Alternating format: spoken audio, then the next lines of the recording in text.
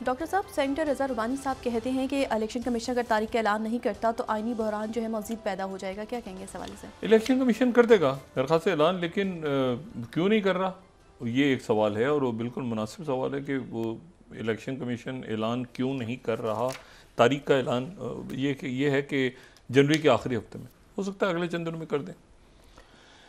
लेकिन इसमें जो इलेक्शंस के हवाले से एक और बात, पहली बात तो ये जो ब्लास्ट हुए थे इंडिया में जी, और जिसके बारे में हमने उस दिन बात भी की थी, इसके ये इन धमाकों के बारे में पहली बात तो ये कि टाइम मैगजीन ने भी कहा है कि as Biden respond to Iran linked attacks with air strikes fears of a wider war grow, क्योंकि अटैक्स अब यानी शुरू हो गए हैं ना, उधर से मिसाइल आया, इधर से जवाब गया, इधर से ये शुरू हो गया। दूसरी जो बात है वो ये है कि केरला के ये जो मणिपुर के मामलात बिगड़ रहे हैं। ये मैं इंडिया से इनसे कई दफ़ा ये बात हुई है कि उस तरफ बहुत बड़ा प्रॉब्लम है, वो जहाँ पे जो इनका ईस्टर्न बॉर्डर है, पूरा ईस्टर्न और नॉर्दर्न बॉर्डर, वहाँ पर बहुत बड़ी प्रॉब्लम है।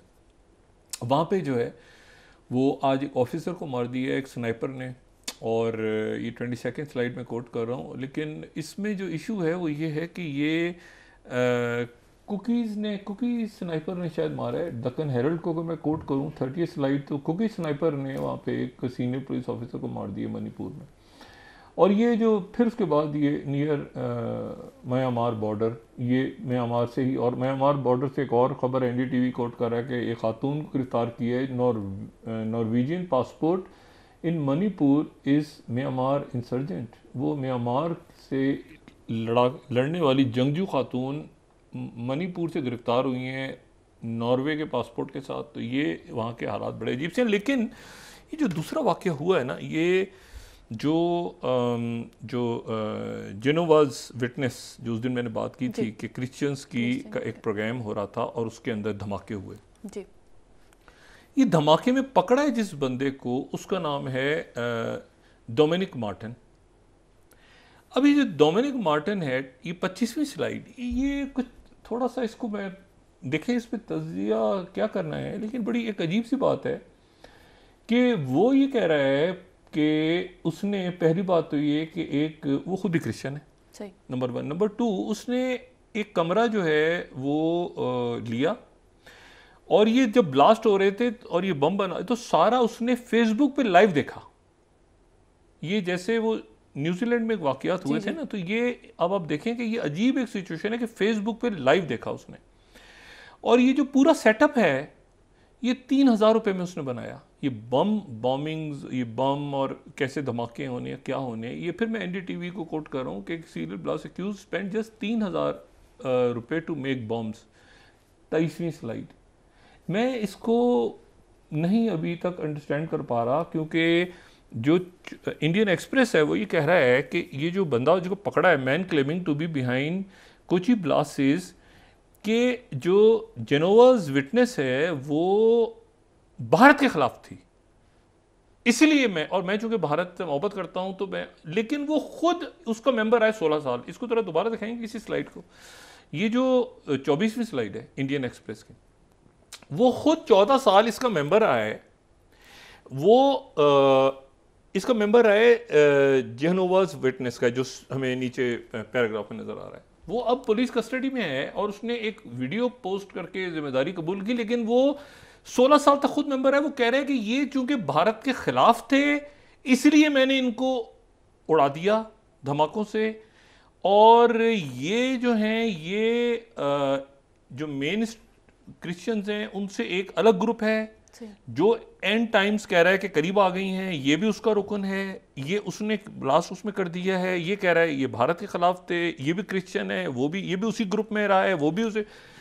ये अजीब सा एक इशू यहाँ पे। और वो वहाँ पर वो मणिपुर के साथ, उनके साथ ये कोई, ये देखें जब ये एक्सट्रीमिज्म ये पलता है ना, ये जब किसी भी मज़हब से हो या मज़हब के बग़ैर हो, उसके बाद वो शक्लें लेता है अपनी। ये जो वहाँ पर मितीज़ और कुकीज़ का मतलब क्रिश्चियंस और ये जो बीजेपी और ये सारा चला ना, उसके नतीजे में वहाँ पर अब ग्रुप्स, अब वो सिर्फ म्यांमार नहीं है, पहले पता हुआ माओइस्ट हैं वहाँ पर, जो मतलब माओइज्म, कम्युनिज्म, सोशलिज्म, ये अलग अलग हैं मुख्तलिफ। तो माओइज्म तो जंगलों में है ना, चेयरमैन, अब वे माओइस्ट हैं। अब वहाँ उसको म्यांमार के साथ फिर वहाँ पर जाहिर है कि हथियार बिक रहे हैं। एक तो गोल्डन ट्रायंगल था वहाँ पे दुनिया भर की, अभी भी सबसे ज़्यादा शायद ओपियम वहीं पे काश्त हो रही है दोबारा। तो बात यह है कि वहाँ पर अब इतना बड़ा एक, अच्छा साथ ही एक और इशू खड़ा हो गया है, ये मैं मिस ना कर जाऊँ, ये इतना इंपॉर्टेंट इशू है। हज़ारों लोग हसीना वाजिद के खिलाफ निकले हैं सड़कों पे। अच्छा ये बात अब इसको इस तरह से ये 2-3 दिन में पिछले हो रहा है, इसको लिंक करें आपस में, ये सारे उधर जो कुछ हो रहा है ना हसीना वाजिद के खिलाफ। एनडीटीवी 26वीं slide, over 1 lakh people protest in Bangladesh demand Hasina Wajed to step down. ये एनडीटीवी 26वीं स्लाइड, 1 लाख लोग। अब अगर एनडीटीवी इंडियन मीडिया 1 लाख कह रहे हैं तो सोचें कितने होंगे, ये सड़कों पे लोग निकले हुए हैं। Times of India, protest demanding resignation of prime minister Hasina Wajid turn violent in Bangladesh, police वाले उसमें मारे गए।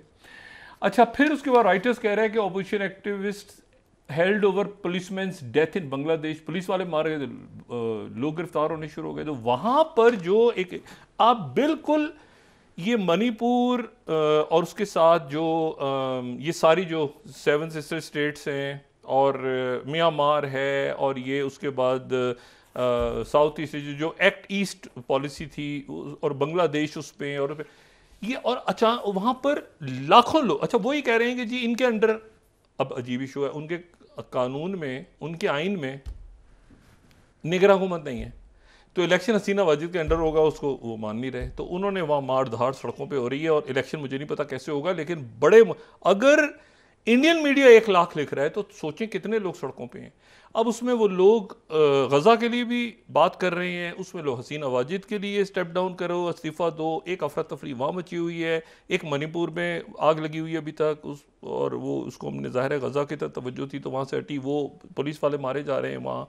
ये क्रिश्चियन ग्रुप, एक उस ग्रुप के अंदर ही बंदे ने दूसरे को उड़ा के कहा है कि ये मतलब बॉम्बिंग्स कर दी हैं वहाँ पे, वो चीफ मिनिस्टर केरला के, और वहाँ पे उनकी आपस के अंदर नोकझोंक शुरू हो गई है। तो ये बड़े एक बड़ा कन्फ्यूजन सा है इस वक्त कि ये किस तरफ सारे मामला जा रहे हैं।